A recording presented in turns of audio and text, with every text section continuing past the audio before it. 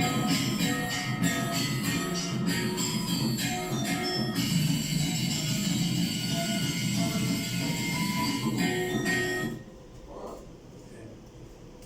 wrote to a colleague who studies Balinese music named Wayne Vitale. He wrote back to me, to retune a bronze key, a gongsmith or a gamelan tuner would say, make it bigger, and vice versa, make it smaller if you want to raise the pitch. So big and small are the way they talk about it. So these Bulgarian and Balinese pitch metaphors, they allow people to think about music not simply as a phenomenon located in their ears and their brains, but as something they can see in the world, large and small, fat and thin, and so on.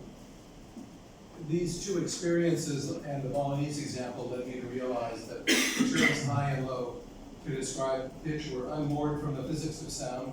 After all, we describe them, sound waves as fast and slow, waves as long or short. And it seems clear that learning high and low must be learned in some way. If my son's example is any indicator, it's just not, it's somehow, it seems to me, not just out there in the world as an acoustic phenomenon.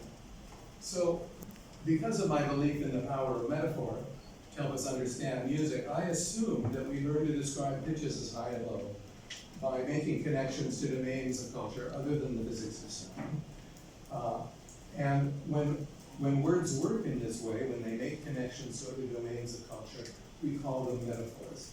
And many 20th century philosophers have argued that language metaphors are basic to human experience and cognition. They help us make sense of our world by transferring knowledge and experience from one domain to another. And in the process, they create what they call coherent conceptual systems that guide how we understand phenomena in our world.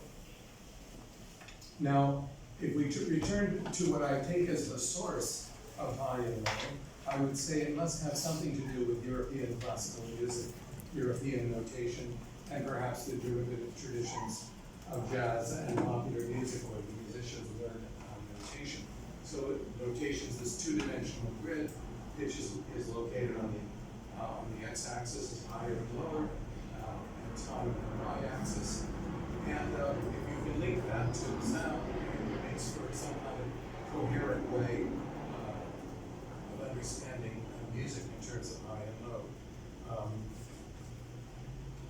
The other feature of this notation, as you know, is it's a series of dots. Right? It's a series of points on the paper. So you can draw a line between the dots, and all of a sudden you can see a melodic contour. So this is a derivative metaphor from the idea that pitches are high and low. And then once you understand, if you believe, or it's part of your cognitive apparatus, that pitches really are high and low because you can see them in notation, whether you can hear high and low in oral space remains a question at this point. Then all of a sudden you get a whole elaborate vocabulary for describing high and low. So I started looking in music textbooks since I was writing a music textbook myself, and looking at how they describe melodic contours.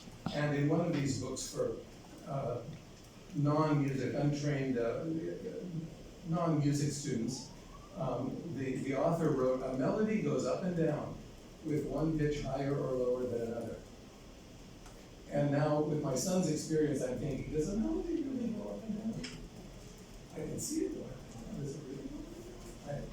Anyway, throughout the book, there's all these terminologies like ascending, descending, arch, winding, undulating, wavy, wave-like, sinuous, I like that one, swirling, rocketing, and by the 19th century, melodies are soaring. You can perhaps think of Wagner or something.